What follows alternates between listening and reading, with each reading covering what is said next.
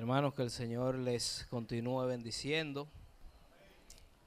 Como todos saben y hemos dicho, septiembre es el mes de la Biblia.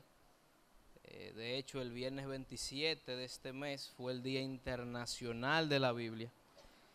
Y así como el pastor predicó sobre una doctrina bíblica que era la suficiencia de las Escrituras, yo también quiero predicar de una doctrina bíblica para no dejar pasar este mes así.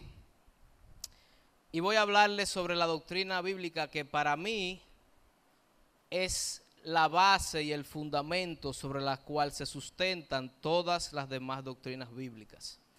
No es la más importante. Estoy diciendo que es la base sobre la cual se sustentan las otras. Y quiero hablar esta mañana de la inspiración de las Escrituras.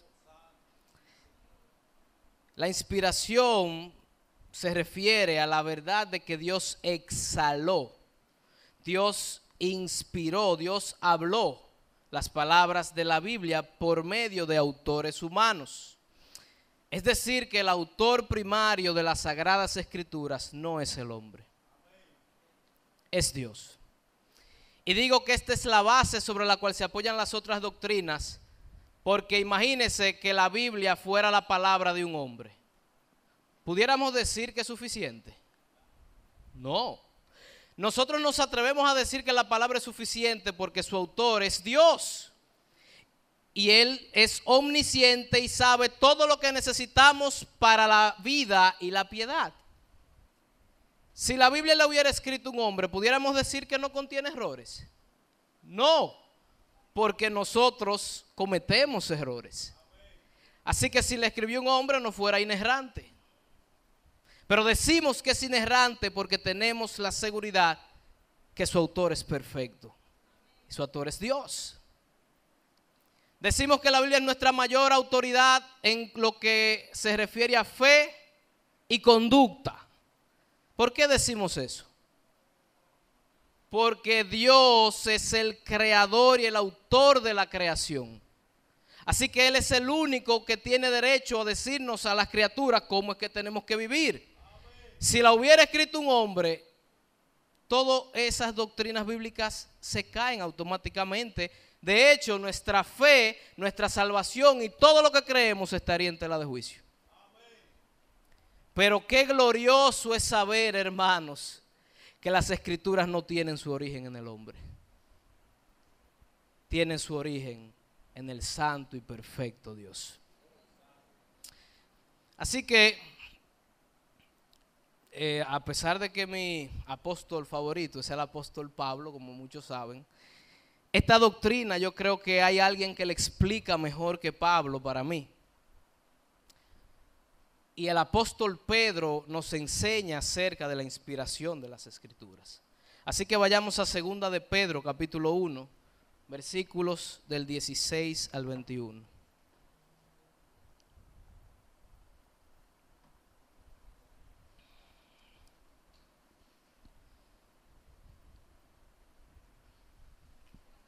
Hermanos, sin una debida comprensión de esta doctrina de la inspiración de las Escrituras,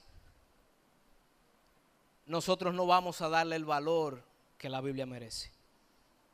Así que debemos entender bien lo que significa que la Biblia es inspirada por Dios y las implicaciones que eso tiene para nosotros los hijos de Dios. Leemos.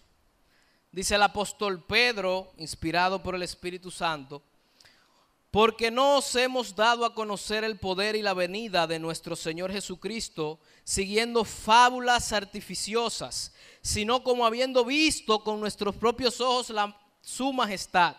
Pues cuando Él recibió de Dios Padre honra y gloria, le fue enviada desde la magnífica gloria una voz que decía: este es mi Hijo amado, en el cual tengo complacencia. Y nosotros oímos esa voz enviada del cielo cuando estamos con Él en el monte santo. Tenemos también la palabra profética más segura, a la cual hacéis bien en estar atentos como a una antorcha que alumbra en lugar oscuro, hasta que el día esclarezca y el lucero de la mañana salga en vuestros corazones. entendiendo primero esto, que ninguna profecía de la Escritura es de interpretación privada, porque nunca la profecía fue traída por voluntad humana, sino que los santos hombres de Dios hablaron siendo inspirados por el Espíritu Santo. Qué gloriosa verdad. Qué tranquilidad nos da eso a nosotros. Yo no sé usted, pero eso nos da una seguridad y una tranquilidad que usted ni se imagina. El apóstol Pedro comienza el versículo 16 con un por qué. Porque no hemos dado a conocer.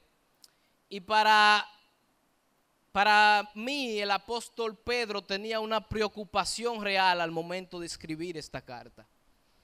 Y vamos a ver un poco el contexto, así que vamos a segunda de Pedro, ahí mismo, capítulo 1, pero 2 versículos anteriores, versículo 14. Pedro estaba a punto de morir cuando escribió esta carta. Pedro va a morir y Pedro, en el segunda de Pedro 1:14 dice, sabiendo que en breve debo abandonar el cuerpo. ¿Qué es la muerte? Separación del alma o espíritu del cuerpo. Y Pedro dice, voy a abandonar el cuerpo porque el Señor se lo había declarado. Pronto voy a abandonar el cuerpo, pronto voy a morir. Y Pedro está manejando una preocupación, no porque él se va a morir. Él está manejando una preocupación porque los cristianos de su época, a los cuales él había adoctrinado, después de su muerte, fueran seducidos por falsos maestros. Y Pedro tiene una preocupación y dice, wow, yo pronto voy a morir y hay falsos maestros. Y las personas que somos de la misma fe, dice él en el capítulo 1, versículos 1 y 2, los que compartimos la fe cristiana, podemos ser seducidos por estos falsos maestros. Gran parte de esta segunda carta habla de falsos maestros, sobre todo el capítulo 2, vamos al capítulo 2, versículo 1 para que usted vea. Dice Pedro, pero hubo también falsos profetas en el pueblo, ¿ve? Como habrá entre vosotros falsos maestros que introducirán encubiertamente herejías destructoras y aún negarán al Señor que los rescató, atrayendo sobre sí mismos destrucción repentina. Pedro está a punto de morir y está pensando en la iglesia. Tiene una preocupación, después que yo muera, ¿cómo yo voy a proteger a la iglesia de estos falsos maestros? Y la respuesta es con la verdad de la palabra de Dios. Solamente el conocimiento de la verdad nos puede librar del error. Si no conocemos la verdad, vamos a ser arrastrados por cualquier viento de doctrina. Así que el apóstol Pedro, inspirado por el Espíritu Santo, dice, yo voy a hablar sobre la verdad de Dios para que la iglesia no sea arrastrada. Así que en segunda de Pedro 3:18, así dice él, antes bien creced en la gracia y el conocimiento de Jesucristo. ¿Y dónde podemos conocer a Jesucristo? Amén. Así que el punto aquí es proteger a la iglesia de caer en el error y en una falsa doctrina, en una falsa enseñanza. Y entonces Pedro comienza el versículo 16 diciendo, porque no os hemos dado a conocer el poder y la venida de nuestro Señor Jesucristo siguiendo fábulas artificiosas. Aquí está la manera en cómo los falsos maestros introducen de manera encubierta sus herejías. Ellos presentan visiones, presentan sueños a las cuales el apóstol Pedro le llama fábulas artificiosas. La versión de la Biblia Las Américas dice inventos, cosas inventadas. Pero en comparación con esa enseñanza de los falsos maestros, el apóstol Pedro dice, pero la enseñanza apostólica de nosotros no es así. ¿Por qué? Porque no hemos hablado de fábulas artificiosas, dice, sino como habiendo visto con nuestros propios ojos su majestad. El apóstol Pedro está diciendo, nosotros hemos sido testigos oculares de lo que estamos enseñando. Nosotros no estamos inventando nuestra enseñanza. Y aquí habla de una experiencia que tuvo Pedro, que vio y oyó en el monte de la transfiguración. ¿Se acuerdan ese episodio? Dice Pedro explicándole a sus oyentes y a nosotros hoy, porque esta enseñanza es del apóstol Pedro, no mía. Dice Pedro, pues cuando él recibió de Dios Padre honra y gloria, le fue enviada desde la magnífica gloria una voz que decía: este es mi Hijo amado, en el cual tengo complacencia. Y nosotros, dice Pedro, oímos esa voz enviada desde el cielo cuando estábamos con él en el monte santo. Así que Pedro está diciendo, nosotros no nos estamos inventando lo que enseñamos. Nosotros hemos palpado, nosotros hemos visto, nosotros hemos escuchado de primera mano toda nuestra enseñanza. No está basada en fábulas artificiosas, ni en herejías. Pedro está hablando de lo que él vivió y palpó 3 años con el maestro. Así que Pedro, y fíjese, en los cristianos del primer siglo, la mayor fuerza y evidencia que podía tener una enseñanza y lo que determinaba que su enseñanza era real, era si usted había sido testigo ocular de lo que estaba enseñando. Esa era la mayor evidencia. O sea que Pedro presenta sus pruebas y dice, mi enseñanza es verdadera porque yo presencié todo lo que estoy hablando. Pero Pedro no basa la fuerza de la sana doctrina en su experiencia. Pedro afirma todavía algo más seguro que su propia experiencia, algo más seguro de lo que él vio. ¿Usted puede creer eso? ¿Hay algo más seguro de lo que usted ve y siente? Sí. Versículo 19.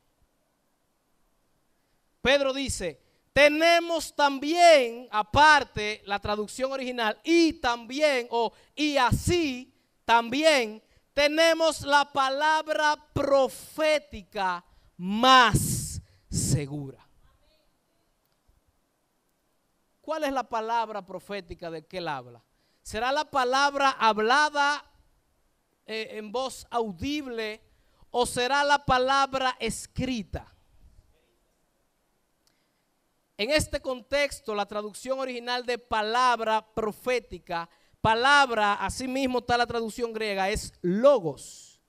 El logos es la palabra escrita. Y profética es que habla directamente de parte de Dios. Así que por definición, la Biblia o las Sagradas Escrituras es la palabra profética más segura.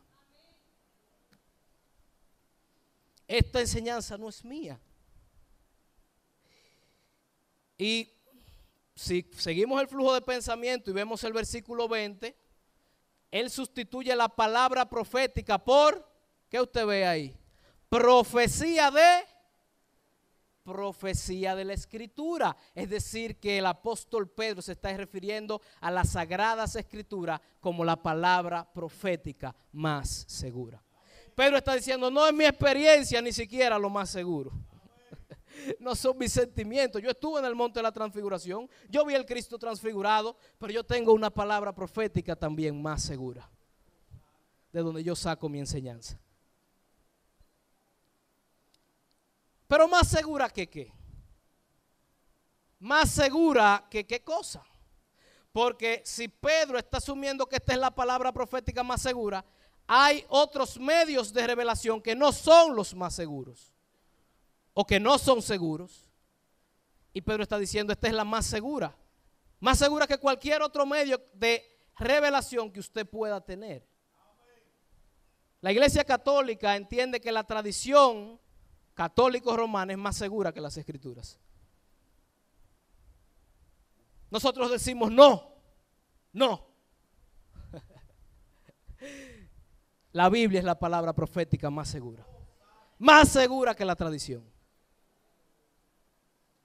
¿Y qué tal nuestra experiencia, nuestros sentimientos, nuestras emociones?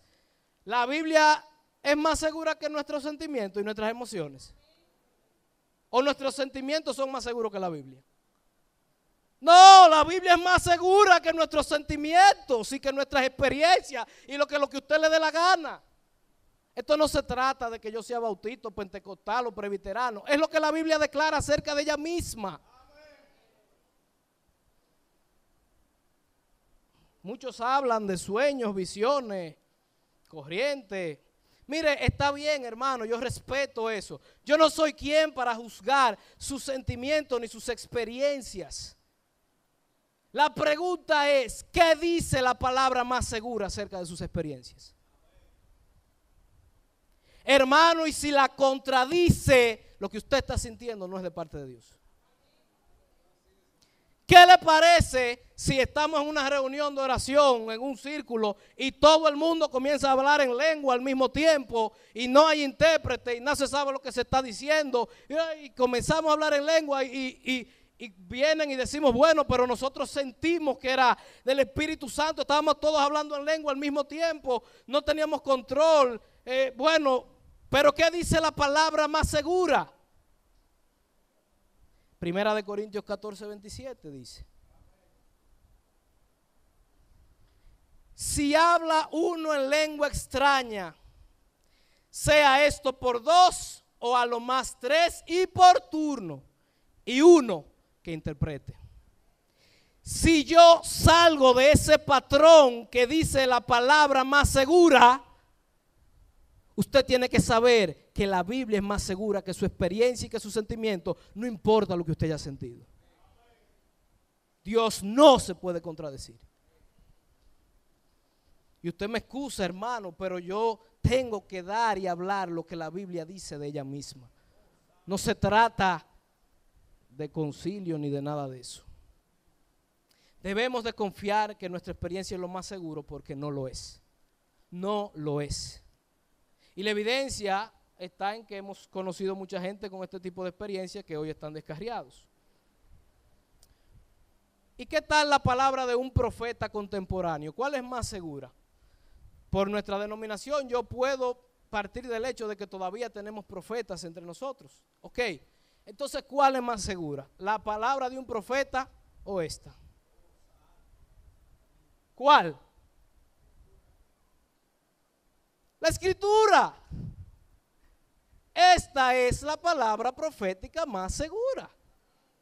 Y la evidencia está clara. ¿Cuántos profetas han dicho cosas que se han cumplido? Yo conozco algunas cosas que se han cumplido dichas por hombres de Dios. Pero ¿y cuántas no se han cumplido? Entonces ahí hay que una inestabilidad. En Deuteronomio Dios le dice al pueblo la manera cómo identificar a un falso de un verdadero profeta. Le dijo, si el profeta habla y se cumpliere, habló de parte mía.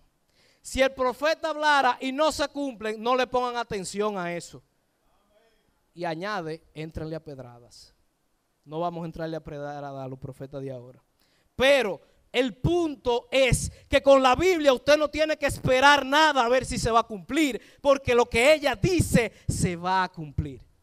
Usted puede descansar en esta palabra profética. En Mateo 5:18 Jesús dijo, porque de cierto os digo que hasta que pasen el cielo y la tierra, ni una jota ni una tilde pasará de la ley hasta que todo se haya cumplido.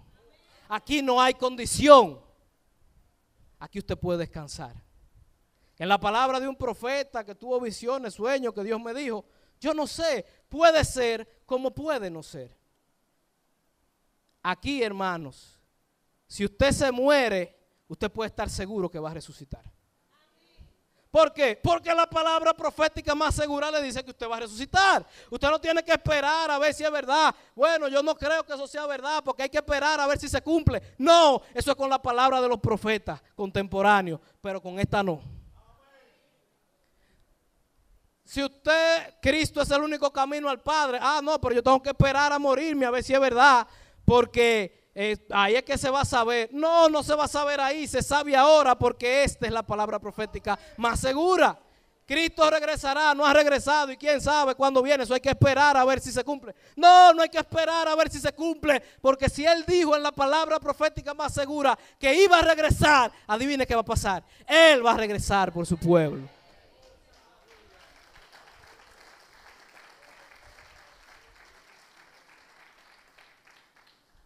Estoy como emocionando mucho.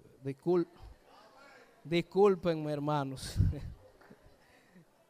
Yo soy un ser emocional, aunque mis emociones no deben ser parte de la prédica. Sí, me salió mi mamá.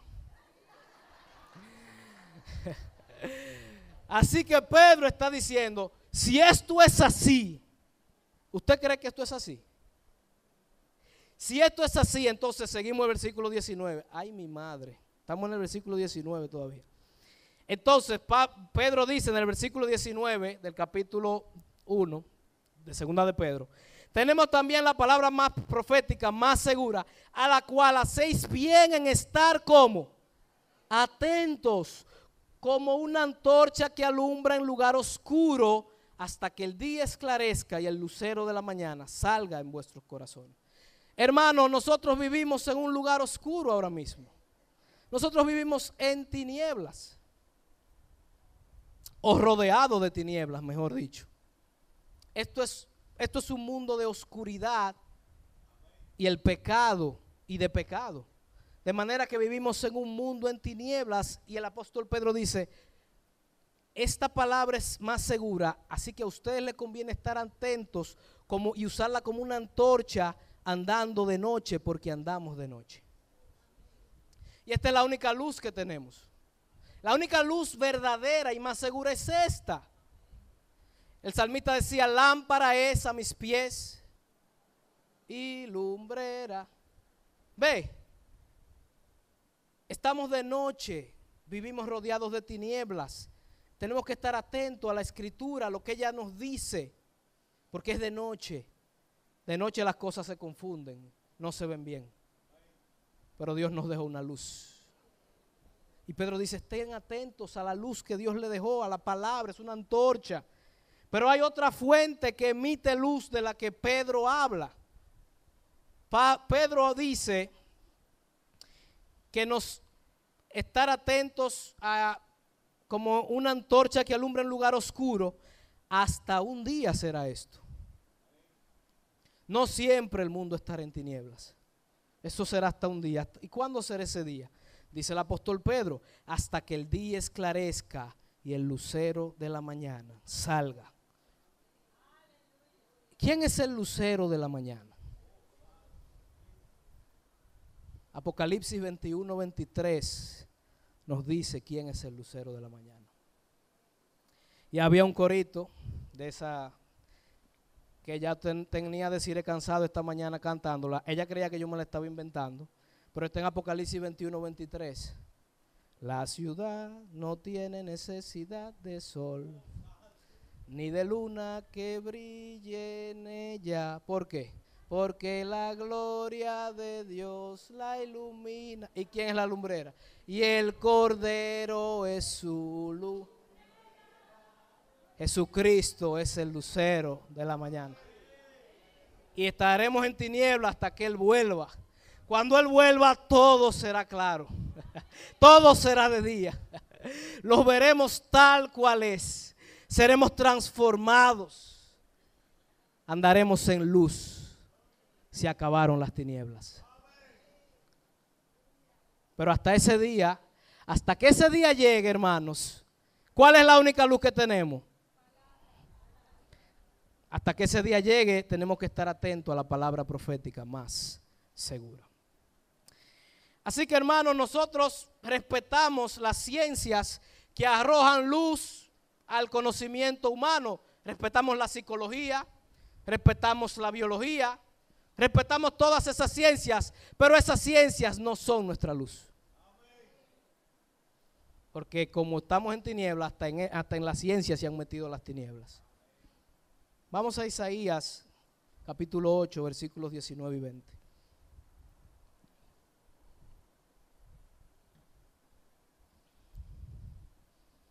Ustedes ven, yo tengo algo de pentecostal, yo me puse a cantar en una prédica.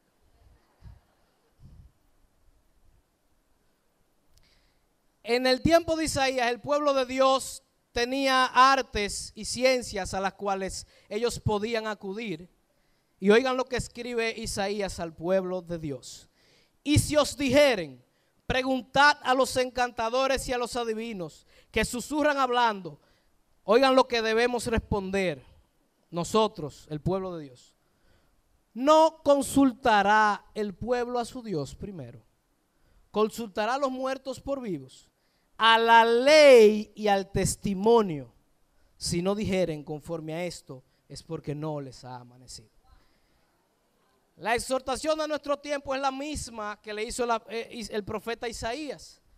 Si tenemos una duda, si queremos una consulta, hermano, y nos dicen vaya a la, ciencia, a la psicología, porque mi hijo es homosexual, y ahora entonces la psicología dice que eso está bien, porque, o no sé si es la psicología, pero se han inventado una ideología de género, que yo no sé ni de dónde, del infierno la han sacado. Y entonces ya la gente puede ser lo que quiere independientemente de lo que Dios creó, en base a sus sentimientos. Consulta a la ciencia. Nosotros decimos no. No, a la ciencia no. No consultará el pueblo a su Dios primero. Cuando yo estaba adolescente o más joven, oía mucho que decían que uno tiene que tener relaciones con muchas mujeres antes de casarse.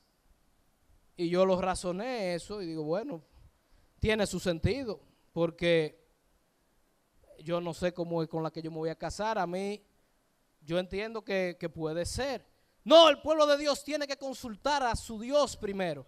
¿Y qué dice Dios? No, la fornicación es pecado. Usted no puede tener relaciones con ninguna antes de casarse.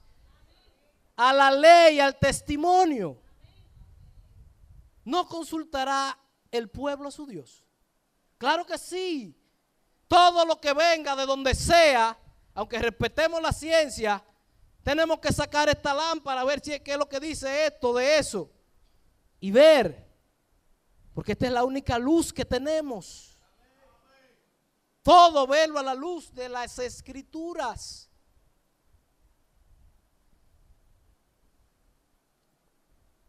Ahora, yo estoy hablando muy duro, pero todavía yo no he dado ninguna razón por la cual nosotros debemos creer que esto es inspirado.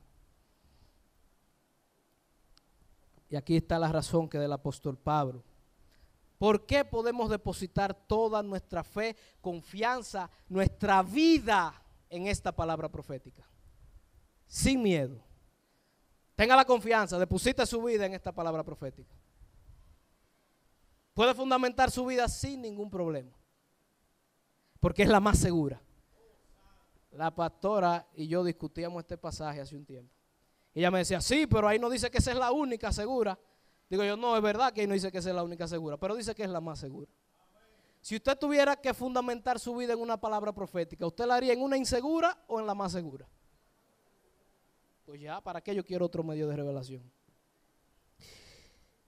¿Y por qué? ¿Y por qué estamos tan seguros? Bueno, pues vamos a preguntarle a Pedro, que fue el de esta doctrina. Dice Pedro, entendiendo, versículo 20, entendiendo primero esto, que ninguna profecía de la Escritura es de interpretación privada.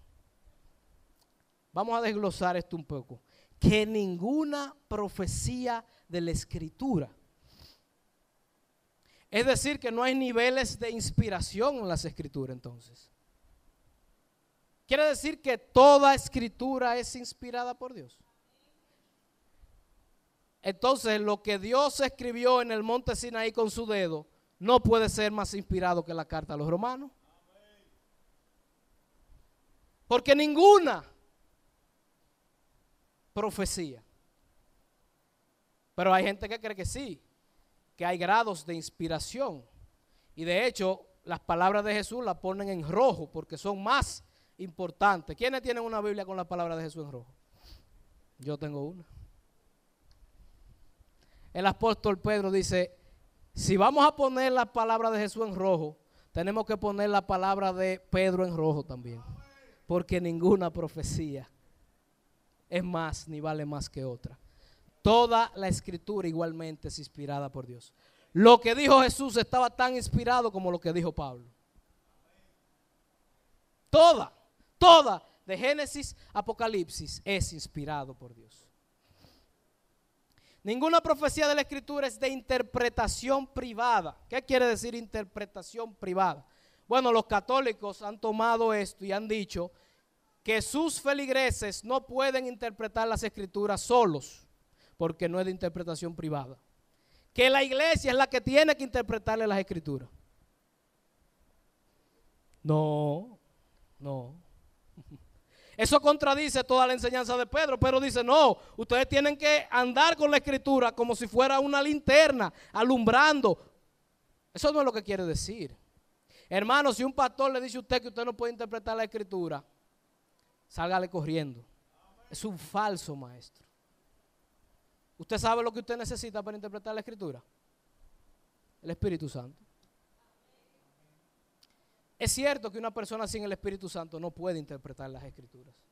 Pero los hijos de Dios, Él ha puesto su Espíritu en ellos, que dicho sea de paso es el autor de este libro. Así que usted sí puede interpretar las Escrituras en su casa. De hecho, debe hacerlo.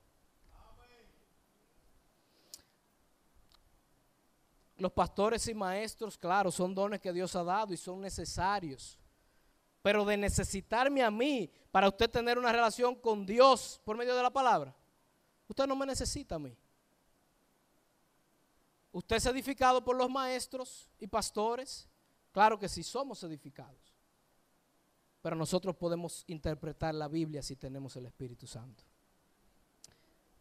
Así que Pablo nos dice por qué él dice que ninguna profecía de la Escritura, que ninguna profecía de la Escritura es de interpretación privada. ¿Y por qué? Versículo 21. Porque, oigan por qué. Porque nunca la profecía fue traída por voluntad humana, sino que los santos hombres de Dios hablaron siendo inspirados por el Espíritu Santo. O sea que Pedro, cuando habla de interpretación privada, no se refiere al lector como intérprete. Se refiere a cómo el autor interpretó. Él habla cómo la profecía fue traída. Él está hablando de interpretación privada y lo que quiere decir es que el autor humano no escribió lo que le dio la gana. No fue de manera privada. La interpretación humana no jugó ningún papel en la inspiración de las Escrituras. El autor no puso ahí nada de lo que él pensaba, ni nada de lo que él quería, ni nada de nada. El Espíritu Santo usó a los autores humanos. Entonces eso tiene una lección muy grande para nosotros. No se trata de cómo tú o yo interpretemos la Biblia. Se trata cómo el autor la interpreta. A veces leemos la Biblia y decimos, ¿qué quiere decir eso para ti? No importa lo que quiera decir para ti, lo importante es lo que quiere decir para el autor, para Dios. Preguntémonos primero, ¿qué es lo que quiere decir Dios con esto? ¿Cuál es la interpretación? Porque Dios le dio la interpretación a su palabra al momento de inspirarla. Así que los autores no pusieron, ellos pusieron su trasfondo, su cultura, su educación, pero no pusieron más de ahí. Entonces hay una relación entre la inspiración y el autor humano. Y el secreto para entender esto está en la palabra inspiración. Que gracias a Dios no está en español, está en griego. Porque inspiración en español es cuando tú piensas en algo, te inspiras en eso que tú piensas y escribes de acuerdo a tu inspiración o pintas de acuerdo a tu inspiración, lo que sea. Pero si la palabra inspiración significara eso, tenemos un grave problema. Si el autor bíblico pensó en el Espíritu Santo y escribió, existe la posibilidad de que cometiera un error al escribir. Pero en griego la palabra no significa eso. La palabra griega es llevar, traer, cargar, transportar. Es la misma palabra que Pedro usa cuando dice que Dios, en el monte de la transfiguración, Dios envió la palabra desde los cielos.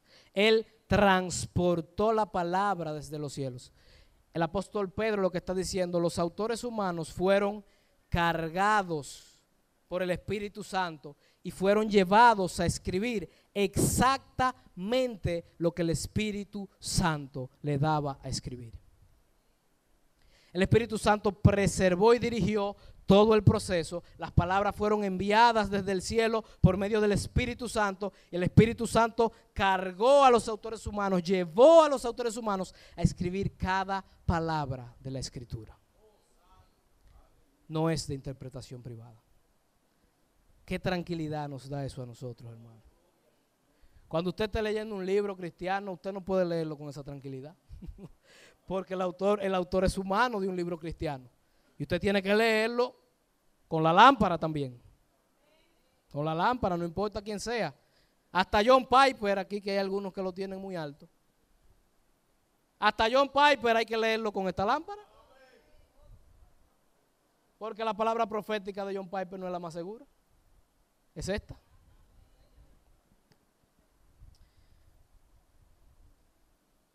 Hermano, esto hay que tener fe para creerlo. Porque el factor humano incluye error. Los hombres que escribieron la Biblia eran hombres pecadores y conocemos sus pecados. Entonces, ¿cómo la palabra no se contaminó con el pecado del escritor? Bueno, hermanos, Dios puede usar medios para llevar a cabo su plan y Él puede hacerlo de manera que el medio pecador no afecte el resultado que Dios desea. Él es Dios. Usted recuerda, en un momento de la historia la palabra se encarnó. ¿No se acuerda? Y se encarnó en el vientre de una pecadora. Jesús es la palabra encarnada. Y se encarnó en el vientre de una pecadora y no se contaminó con el pecado de la pecadora. Porque el Espíritu Santo preservó el proceso de manera que la palabra santa encarnada en el vientre de María no se contaminara con el pecado de María. Asimismo, el Espíritu Santo trajo las palabras desde el cielo, preservándola del pecado de los autores humanos para que esa palabra pudiera ser dado de manera perfecta. Y así como la palabra se encarnó en una pecadora, la palabra fue inspirada en hombres pecadores, pero su pecado no afectó el resultado. Jesús, la palabra encarnada, no tenía pecado. Era perfecto. El Logos, la palabra escrita, tampoco tiene defecto. Es santo, es perfecto. Aplicaciones, porque ya tengo que terminar. Si esto es así, hermanos, si Dios ha inspirado las Escrituras, ¿cuál debería ser nuestra reacción ante la palabra profética más segura? ¿Cuál debería ser nuestra reacción ante la palabra de Dios? Como dijo nuestro profesor de hermenéutica, este libro no contiene las palabras de Dios. Este libro es la palabra activa de Dios. Porque Él la inspiró. ¿Cuál debe ser nuestra reacción si eso es verdad? Como yo veo que ustedes no tienen idea, vamos a irnos a Isaías 66:2 para que tengamos una idea de cuál debe ser nuestra reacción, o la que Dios espera por lo menos. Y no tenemos ni idea. ¿Usted sabe por qué? Porque no reaccionamos así frente a la palabra de Dios. Triste y lamentablemente no reaccionamos como deberíamos frente a la palabra de Dios. Isaías 66:2 dice, es Dios aquí: mi mano hizo todas estas cosas, y así todas estas cosas fueron, dice Jehová. Pero miraré a aquel que es pobre y humilde de espíritu y que tiembla. Ninguno de ustedes ni yo mismo tiemblo delante de la palabra de Dios. Pues Dios espera que usted tiemble ante su palabra. Dios espera una respuesta de temor y reverencia, un temor que nos lleve todos los días al arrepentimiento. Nuestra respuesta debe ser una actitud de sujeción y obediencia, porque esta es la palabra de Dios. No reaccionamos así, aunque usted diga amén. ¿Tiembla usted ante la palabra de Dios? No. Esto nos recuerda el episodio de Éxodo 19, ¿no? Cuando Dios va a enviar sus palabras en el monte, hubo estruendo, truenos, relámpagos, trompeta, tembló la tierra, espesa nube. ¿Cuál fue la reacción del pueblo cuando Dios iba a hablar? temor. No, Moisés, ve tú y habla con Dios porque nosotros nos vamos a morir del miedo. Eso es una respuesta correcta. Así deberíamos reaccionar. Pero no reaccionamos así. ¿Y por qué? Porque claro, si Dios hoy hablara en voz audible con todos esos efectos audiovisuales, ahí sí, porque es verdad, Dios habló con voz audible, ahí cualquiera tiembla. Pero que ahora lo que tenemos es una Biblia ahí. Una Biblia. Si Dios hablara así, ahí sí tuviéramos temor. Pero no, hombre, una Biblia yo la tengo bajo la cama o la tengo tirada por ahí. ¿Usted sabe qué significa eso?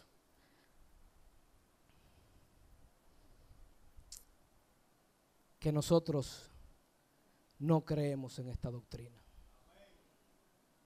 Porque si esta palabra inspirada por Dios es inferior a la voz audible de Dios, entonces el Espíritu Santo falló al inspirar las Escrituras.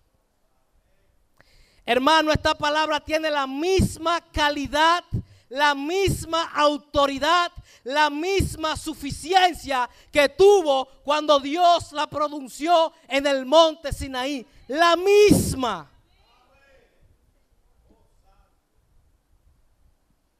El problema está en nosotros, que no lo queremos reconocer. El Espíritu Santo no falló. Vamos a Hebreos 12:25.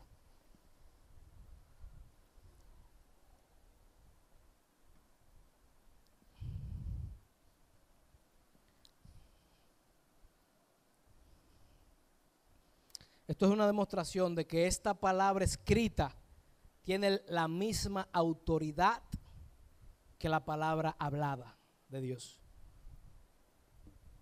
El autor de Hebreos, el capítulo 12, versículo 25 dice: mirad,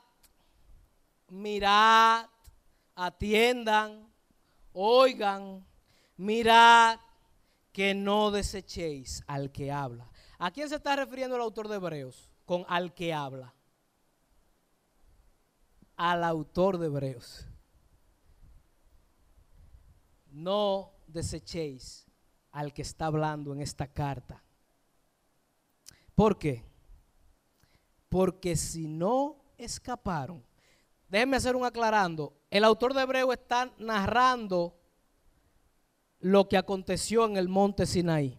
Si usted ve desde el capítulo 1, desde el capítulo 12, versículo 1, se va a dar cuenta que él viene hablando de ese episodio en el monte Sinaí.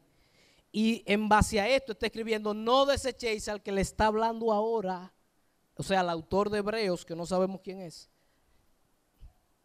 Porque si no, oigan lo que dice el autor de Hebreos: porque si no escaparon aquellos que desecharon al que los amonestaba en la tierra, es decir, a Dios en el monte Sinaí, si no escaparon ellos que escucharon la voz audible de Dios cuando los amonestaba en el monte Sinaí, mucho menos, dice el autor de Hebreos, mucho menos nosotros hoy si desechamos al que amonesta desde los cielos.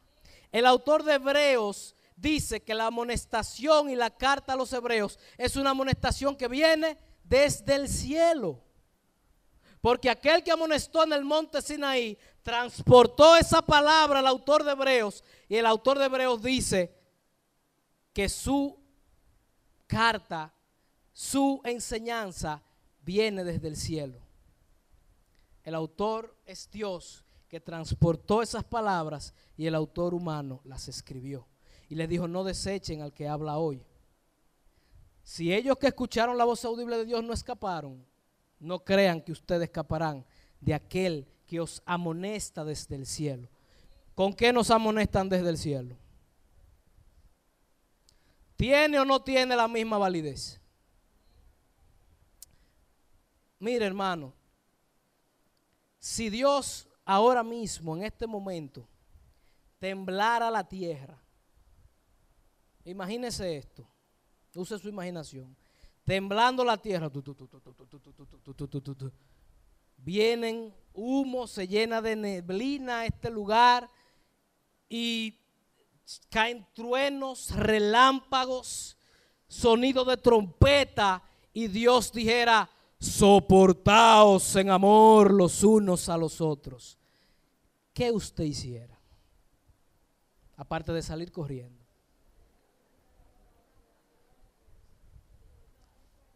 Si viene de parte de Dios, nosotros reaccionaríamos con temor. ¿O no? ¿Usted no tendría temor si eso pasa ahora mismo? Nos postraríamos, los que no corren, por lo menos se tiran al suelo. Y adivine qué hacemos. Nos soportamos en amor los unos con los otros. ¿Y por qué cuando leemos eso aquí no hacemos lo mismo?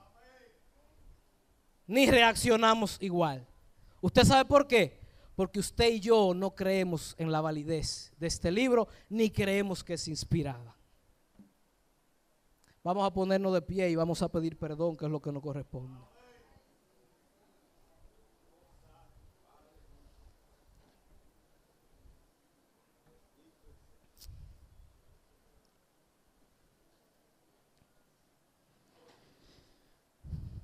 Oh Padre, estamos aquí, delante de tu presencia, Señor. Reconociendo, Señor, que somos pecadores. Pecamos, Señor. Ni siquiera somos dignos de que tú nos hables. Si vamos a lo que merecemos, Señor, tú nunca debiste preservar tu palabra escrita sabiendo cómo la íbamos a tratar.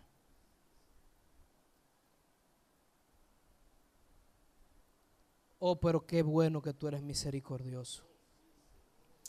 Oh, pero qué bueno que tu gracia preservó la escritura hasta el día de hoy y la preservará hasta el fin del mundo.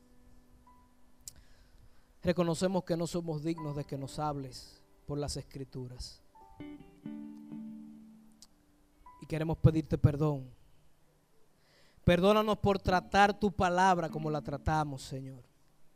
Perdónanos por darle menos importancia a tu palabra que a nuestra experiencia. Perdónanos por darle menos importancia a tu palabra que la que le damos a cualquier otra cosa, Señor. La verdad es que tratamos tu palabra como cualquier libro, Señor. Y la evidencia está en nuestro comportamiento y nuestra reacción frente a tu palabra. Ten misericordia de nosotros, Padre, y síguenos hablando. No te canses de nosotros, Señor. No te canses. Oh, gracias porque tu misericordia es nueva cada mañana. Porque si no todos hubiéramos desfallecido, Señor. Perdónanos.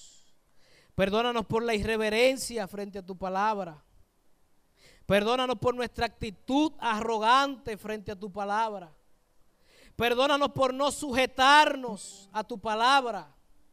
Perdónanos por no temblar a tu palabra. Y danos corazones receptivos para poder reaccionar de manera adecuada a tu palabra. Sigue hablándonos a través de ella. Sigue hablándonos porque necesitamos escuchar tu voz, Señor. Que fuera de nosotros si tú no nos hablaras. Andaríamos en tinieblas, tropezando con todo, dándonos golpes con todo. Pero qué bueno que en tu misericordia nos dejaste una luz para alumbrar en la oscuridad. Ayúdanos a estar atento a ella en todo momento y a que ella sea nuestra mayor autoridad y nuestro preciado tesoro. Porque si apreciamos tu palabra, estamos apreciando al autor. Gracias por elevar tu nombre y tu palabra al mismo nivel y dejarla por nosotros. Gracias por este tesoro precioso que tú nos has dejado. Sabemos que nos perdonas por los méritos de Cristo y que nuestro enfoque cuando nos acerquemos a la palabra de Dios cambie. Que todos cambiemos, que esta iglesia cambie, que esta iglesia tiemble delante de la palabra de Dios. Porque eso es lo que tú esperas. Lo pedimos en el santo nombre de tu Hijo Jesucristo. Amén y amén.